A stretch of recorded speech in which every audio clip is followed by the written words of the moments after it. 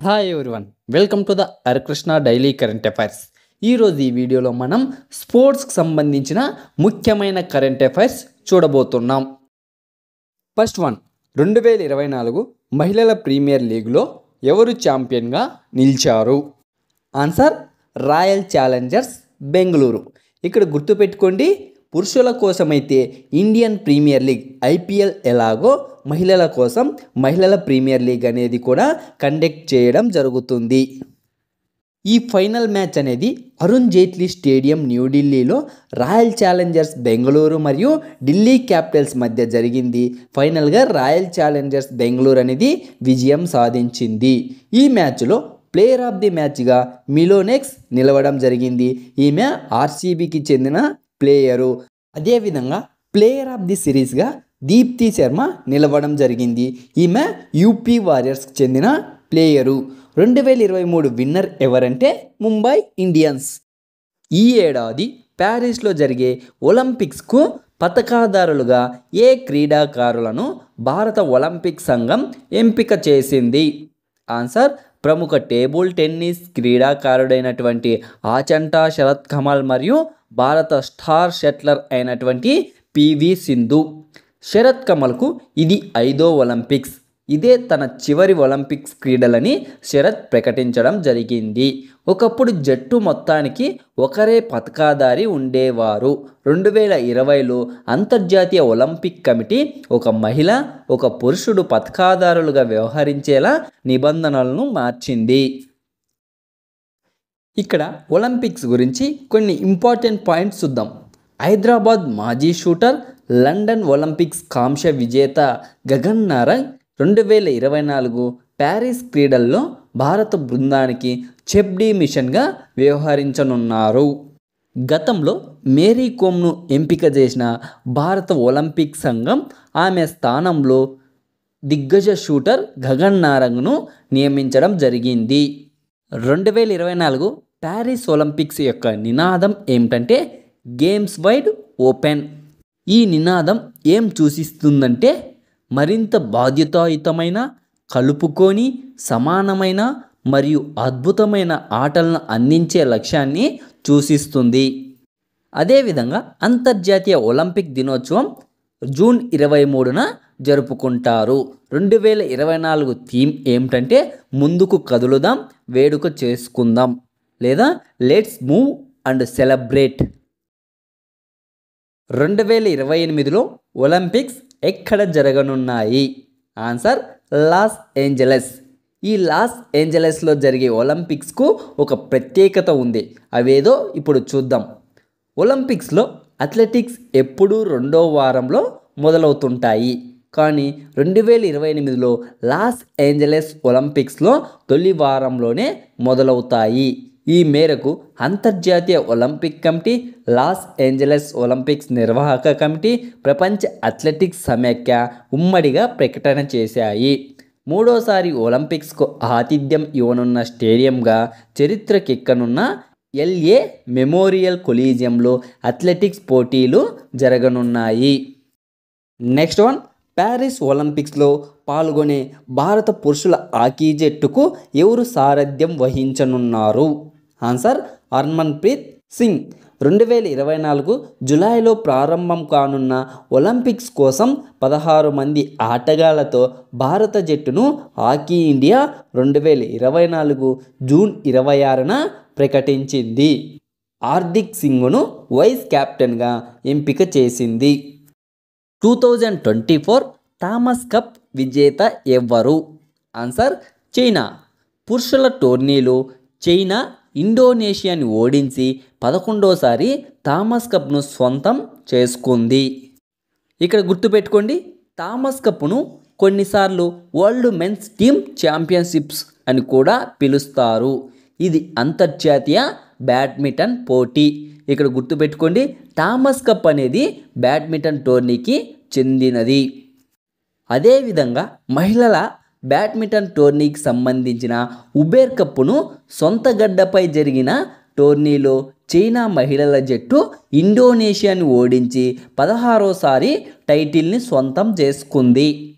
IPL 2024 17వ సీజన్లో ఛాంపియన్గా ఎవరు నిలిచారు? Answer Kolkata Knight riders. వేదిక చెన్నైలోనే చపాక్ స్టేడియం.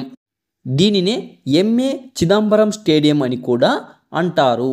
రన్నర్స్ ఎవరంటే సన్ రైజర్స్ హైదరాబాద్ జట్టు. ప్లేయర్ ఆఫ్ ది మ్యాచ్ ఎవరికి వచ్చిందంటే మిచెల్ స్టార్క్కు. అదేవిధంగా ఆరెంజ్ క్యాప్ అవార్డు ఎవరికి వచ్చిందంటే విరాట్ కోహ్లీకి. ఆరెంజ్ క్యాప్ అవార్డు అనేది ఈ టోర్నీ మొత్తానికి ఎక్కువ పరుగులు చేసిన ప్లేయర్కు లభిస్తుంది. అదేవిధంగా పర్పుల్ క్యాప్ అవార్డు ఎవరికి వచ్చిందంటే అత్యధిక వికెట్లు తీసిన హర్షల్ పటేల్కు. Emerging player award Nitish Kumar రెడ్డికి. Most valuable player award Sunil నరేన్కి దక్కింది. ఈ టైటిల్తో కోల్కతా నైట్ రైడర్స్ మూడోసారి ఐపీఎల్ టైటిల్ని సొంతం చేసుకుంది. అదేవిధంగా అత్యధిక టైటిల్స్ గెలిచిన టీం ఏదంటే ముంబై ఇండియన్స్ మరియు చెన్నై సూపర్ కింగ్స్. ఈ రెండు టీములు కూడా 5 సార్లు అనేటివి టైటిల్ని గెలవడం జరిగింది. నెక్స్ట్ వన్, ఆసియా జిమ్నాస్టిక్ ఛాంపియన్షిప్లో స్వర్ణం గెలిచిన తొలి భారత క్రీడాకారిణిగా ఎవరు ఘనత సాధించారు? ఆన్సర్ దీపా కర్మాకర్. తాష్కెంట్ ఉజ్బెకిస్తాన్లో జరిగిన వాల్ట్ ఫైనల్లో దీపా కర్మాకర్ 13.566 స్కోరుతో అగ్రస్థానాన్ని సొంతం చేసుకుంది. Next one, Emilia Romagna Grand Prix Formula 1 race విజేత ఎవ్వరు? Answer Max Verstappen. ఇటీవల భారత 85వ గ్రాండ్ మాస్టర్గా నిలిచిన శ్యామ్ నిఖిల్ ఏ రాష్ట్రానికి చెందిన చెస్ క్రీడాకారుడు? ఆన్సర్ తమిళనాడు. గుర్తుపెట్టుకోండి, 85వ గ్రాండ్ మాస్టర్ ఎవరంటే శ్యామ్ నిఖిల్. అదేవిధంగా భారత 84వ చెస్ గ్రాండ్ మాస్టర్ ఎవరంటే R Vaishali. Asia under twenty two youth boxing ఛాంపియన్షిప్లో భారత్ పతకాల పరంగా ఎన్నో స్థానంలో నిలిచింది? ఆన్సర్ 2వ స్థానం. ఇక్కడ గుర్తుపెట్టుకోండి, Asia under twenty two youth boxing championship Astana కజకిస్తాన్లో జరిగింది. ఆసియా అండర్-22 యూత్ బాక్సింగ్ ఛాంపియన్షిప్లో భారత్ మొత్తం 43 పతకాలతో 2వ స్థానంలో నిలవడం జరిగింది. అదేవిధంగా కజకిస్తాన్ 48 పతకాలతో అగ్రస్థానంలో నిలిచింది. 2024లో జరిగిన 10వ సీజన్ ఇండియన్ సూపర్ లీగ్ విజేత ఎవరు? Answer Mumbai city. ఇక్కడ గుర్తుపెట్టుకోండి, ఐపీఎల్ ఇండియన్ ప్రీమియర్ లీగ్ క్రికెట్కి ఏ విధంగా సంబంధించినదో ఇండియన్ సూపర్ లీగ్ అనేది ఫుట్బాల్కు సంబంధించినది. ఇండియన్ సూపర్ లీగ్ టోర్నీలో ముంబై సిటీ ఫుట్బాల్ క్లబ్ 2వసారి విజేతగా నిలిచింది. గోల్డెన్ గ్లవ్ అవార్డ్ పూర్బాల చన్పాకు. Emerging player award Vikram Pratap సింగ్కు. Golden boot award Dimitrios Diamantakos. Player of the league award పెట్రాటోస్కు లభించింది. భారత మహిళల హాకీ కెప్టెన్గా ఎవరు నియమింపబడ్డారు? ఆన్సర్ సలీమా టేటే. ఈమె గోల్ కీపర్ అయినటువంటి సవితా పునియా స్థానంలో భారత మహిళల హాకీ జట్టు కెప్టెన్గా నియమింపబడింది. నవనీత్ కౌర్ వైస్ కెప్టెన్గా నియమితురాలయ్యింది. 2025 ప్రపంచ జూనియర్ బ్యాడ్మింటన్ ఛాంపియన్షిప్కు ఏ దేశం ఆతిథ్యం ఇవ్వనున్నది? ఆన్సర్ భారత్. ఇక్కడ గుర్తుపెట్టుకోండి, అస్సాం గౌహటిలో ఈ మెగా టోర్నీ జరగనున్నది. 2008 తర్వాత బీడబ్ల్యూఎఫ్ టోర్నీకి భారత్ ఆతిథ్యం ఇవ్వనుండడం ఇదే తొలిసారి. అదేవిధంగా అస్సాం గురించి కొన్ని స్టాటిక్ పాయింట్స్ చూద్దాం. అస్సాం చీఫ్ మినిస్టర్ ఎవరంటే హిమంత బిశ్వ శర్మ. అదేవిధంగా అస్సాం గవర్నర్ ఎవరంటే గులాబ్ చంద్ కఠారియా. నెక్స్ట్ వన్, ప్రపంచ కప్ కాంపౌండ్ విభాగంలో హ్యాట్రిక్ స్వర్ణాలు సాధించిన ఆర్చర్ ఎవరు? ఆన్సర్ జ్యోతి సురేఖ. ఇక్కడ గుర్తుపెట్టుకోండి, ఆర్చరీ వరల్డ్ కప్ స్టేజ్ 1 షాంఘైలో నిర్వహించబడింది. ఆర్చరీ ప్రపంచ కప్ కాంపౌండ్ విభాగంలో హ్యాట్రిక్ స్వర్ణాలు సాధించిన జ్యోతి సురేఖ ఒక ప్రపంచ కప్లో దీపికా కుమారి తర్వాత 3 స్వర్ణాలు సాధించిన భారత 2వ ఆర్చర్గా జ్యోతి సురేఖ ఘనత సాధించింది. ఇటీవల భారత్కు చెందిన ఏ star all-rounder ICC T20 all-rounder ర్యాంకింగ్స్లో అగ్రస్థానంలో నిలిచాడు? Answer Hardik Pandya. Important points. ఈ ఘనత సాధించిన తొలి భారత ఆటగాడిగా హార్దిక్ పాండ్యా నిలవడం జరిగింది. అదేవిధంగా శ్రీలంక ఆల్రౌండర్ అసరంగా రెండో స్థానంలో నిలిచాడు. మార్కస్ స్టోయినిస్ ఆస్ట్రేలియాకి చెందిన ఆల్రౌండర్ మూడో స్థానంలో నిలవడం జరిగింది. 2024 బార్బడోస్లో జరిగిన T20 వరల్డ్ కప్ ఫైనల్లో ఎవరిపై ఇండియా ఘన విజయం సాధించింది? ఆన్సర్ దక్షిణాఫ్రికా. Important points. World cup 2024 West Indies మరియు అమెరికాలో నిర్వహించారు. మొత్తం 20 జట్లు పాల్గొన్నాయి. ఇది 9వ T20 వరల్డ్ కప్ ఎడిషన్. అదేవిధంగా 2026లో T20 పురుషుల ప్రపంచ కప్ ఇండియా శ్రీలంక దేశాలలో జరుగుతుంది. 2028లో అయితే ఆస్ట్రేలియా న్యూజిలాండ్లలో నిర్వహిస్తారు. ఇక్కడ T20 వరల్డ్ కప్ గురించి కొన్ని ముఖ్యమైన పాయింట్స్ చూద్దాం. 2024 T20 ప్రపంచ కప్ గెలవడంతో మొత్తంగా ఇండియా 2 T20 ప్రపంచ కప్పులు గెలిచింది. 2007లో ధోని సారథ్యంలో మొదటిది, అదేవిధంగా 2024లో రోహిత్ శర్మ సారథ్యంలో రెండో T20 ప్రపంచ కప్ గెలిచింది. మొత్తంగా T20 ప్రపంచ కప్పులు 2007 మరియు 2024, అదేవిధంగా వన్డే వరల్డ్ కప్పులు అయితే 1983 మరియు 2011తో కలిపి 4 ప్రపంచ కప్పులను భారత్ సొంతం చేసుకుంది. Next one. ఇటీవల ఏ భారత table tennis star WTT contender singles టైటిల్ని గెలిచిన మొట్టమొదటి భారత TT ప్లేయర్గా రికార్డు సృష్టించింది? Answer Akula Sreeja. Important points. 2024 June 23న లాగోస్ నైజీరియాలో జరిగిన టోర్నీలో శ్రీజ డింగ్ ఈజీని ఓడించింది.